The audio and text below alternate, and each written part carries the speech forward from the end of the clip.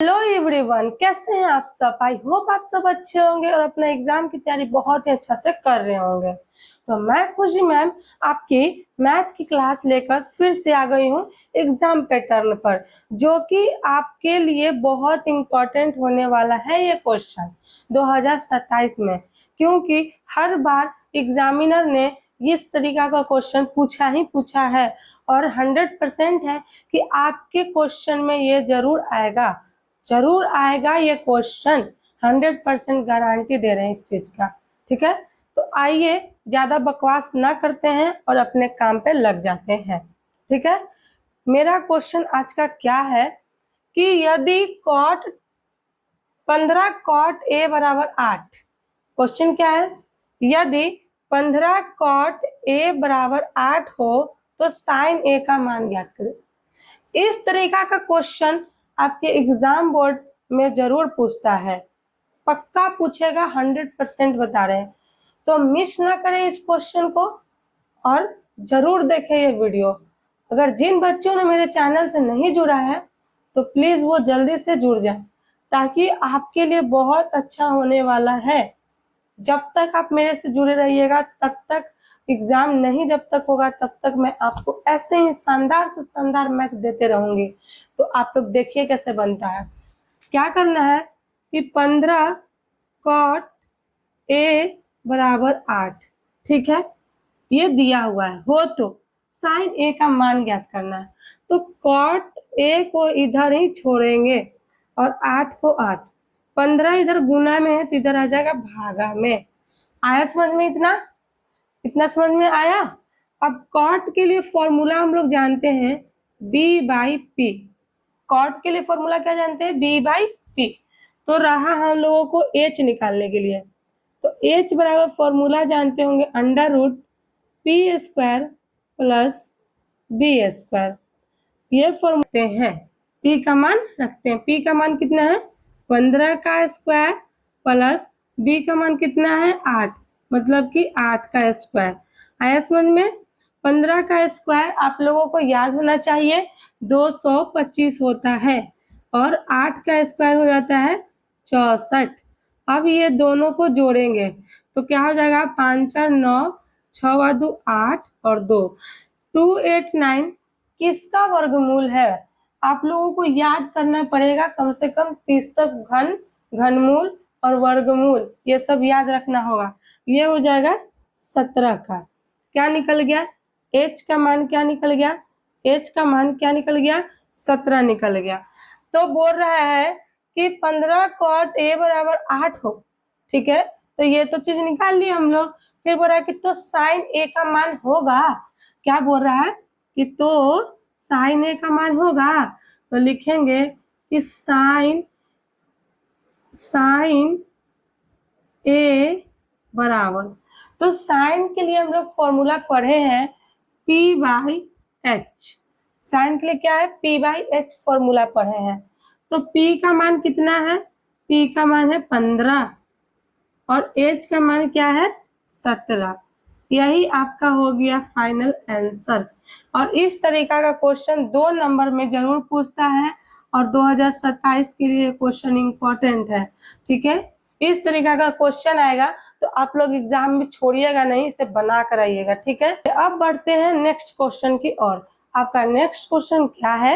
AP से है, जो कि एपी से भी बहुत आता है क्वेश्चन 2 नंबर का। तो मैं आप लोगों को वैसा वैसा क्वेश्चन कराऊंगी जो 2 नंबर का क्वेश्चन आएगा। अभी सिर्फ 2 नंबर का चल रहा है, जब 2 नंबर का कंप्लीट कर देंगे तो 5 नंबर का चलाएंगे क्वेश्चन। लेकिन प्लीज आप लोग मेरे चैनल से जुड़े रहिए, ताकि जो भी मैं वीडियो अपलोड करूं वो आप लोगों को मिल सके। ठीक है, मैं नहीं चाहती हूँ कि आप लोगों का रिजल्ट खराब आए। इस बार बस मेरे साथ मिलकर तैयारी करिए, रिजल्ट देखिए कैसे आता है। देखिए क्या है क्वेश्चन, समांतर श्रेणी -10, -6, -2 और 2 का शार्व अंतर ज्ञात करें। मतलब कि शार्व अंतर ज्ञात करने के लिए दे ही देता है 2 नंबर का क्वेश्चन बिहार बोर्ड। तो देखिए कैसे बनाएंगे। लिखेंगे हल। हल लिखने के बाद क्या लिखेंगे कि एपी, समांतर श्रेणी को एपी बोलते हैं बच्चा। ठीक है, एपी -10, -6, -2, 2 ऐसे ऐसे दिया हुआ है, सार अंतर ज्ञात करना। ठीक है, तो ये क्या होता है, A1 कितना है इसमें -10, A2 कितना है -6, A3 कितना है -2। आप लोगों को बोल रहा है कि सार अंतर ज्ञात करें, मतलब कि D। ठीक है, तो D के लिए होता है A2 A1। क्या होता है A2 A1। तो A2 कौन है, -6 है, और ये माइनस का फॉर्मूला से, और A1 का मान है -10। ठीक है, ये हो जाएगा -6 माइनस गुने माइनस प्लस 10, ये हो जाएगा 4। यही हो गया आपका सारवंतर निकल गया। सारवंतर निकालने आया, सारवंतर निकालने आया। क्या किए हैं, फिर से क्वेश्चन को देखिए, छोड़िएगा नहीं, क्वेश्चन जरूर आता है, ध्यान से देखिए। क्वेश्चन क्या है, समांतर श्रेणी -10 6 -2 का सार्व अंतर है। तो पहले तो लिखेंगे हल, एपी जो दिया हुआ एपी को लिख लेंगे, समांतर श्रेणी जो दिया हुआ उसको लिख लेंगे।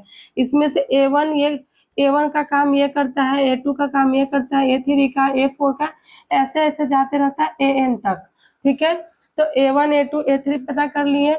आपको बोल रहा है कि सार्व अंतर ज्ञात करें, सार्व अंतर बताएं। तो D बराबर फॉर्मूला होता है A2 A1। सार्व अंतर निकालने के लिए फॉर्मूला यही होता है, D बराबर A2 A1। तो हो जाएगा -6। A1 का आपका मान यहाँ पे दिया हुआ है, A2 का A1 का भी मान दिया हुआ है, बस रख दिए, इसको सॉल्व कर दिए हैं। समझ में आया, समझ में आया। अगर आप लोगों को मेरे साथ जुड़कर पढ़ना है तो प्लीज पढ़िए, बहुत अच्छा से पढ़ाएंगे, रिजल्ट भी बहुत अच्छा आएगा। तो चलिए अब आते हैं थर्ड क्वेश्चन की ओर। थर्ड क्वेश्चन आपका ये भी इम्पोर्टेंट होने वाला है बिहार बोर्ड एग्जाम के लिए। याद रखिएगा, जितना भी मैथ का क्वेश्चन करवा रहे हैं, आज हम लोग का डे हो जाएगा 3। ठीक है, आज डे 3 है, और जितना भी क्वेश्चन मैथ का करवा रहे हैं वो आपके एग्जाम पैटर्न पे ही आधारित है, और 2027 के लिए इम्पोर्टेंट होने वाला है ये सब क्वेश्चन। तो कृपया करके इसको मिस ना करें, स्किप करके बिल्कुल मत देखें, सब इम्पोर्टेंट क्वेश्चन करवाएंगे। और कोई क्वेश्चन हम ज्यादा नहीं करवा रहे हैं, 1 घंटा 2 घंटा का क्लास नहीं ले रहे हैं।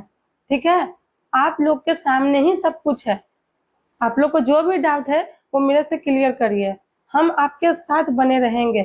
ठीक है, अब यहाँ पे ये इस क्वेश्चन को देखते हैं, इस क्वेश्चन ऐसा आ जाएगा तो कैसे बनाएंगे, और आता है ऐसा क्वेश्चन बिहार बोर्ड में। देखिए क्वेश्चन क्या कह रहा है कि यदि अल्फा तथा बीटा द्विघात समीकरण इतना के मूल हो, ठीक है, तो 1/अल्फा प्लस 1/बीटा का मान होगा। अब इस तरह का क्वेश्चन दे दिया तो अधिकतर बच्चा बनेगा, सब बनेगा, धैर्य रखिए, देखिए कैसे बनेगा। हल लिखेंगे, जितना भी सब प्रोसेस से सिखाएंगे, सब प्रोसेस से सिखाएंगे, एक भी प्रोसेस मिस मत करिएगा। जब एग्जामिनर कॉपी चेक करेगा तो कहेगा कि नहीं बच्चा बनाया है, ऐसा कॉपी लिख कर आइएगा। जैसे जैसे बोर्ड पे बता रहे हैं बिल्कुल वैसे वैसे ही प्रोसेस लिखिएगा, तभी नंबर मिलेगा। ठीक है, चलिए ये जो हो गया द्विघात समीकरण दिया क्या, x² प्लस x प्लस 2 बराबर में 0।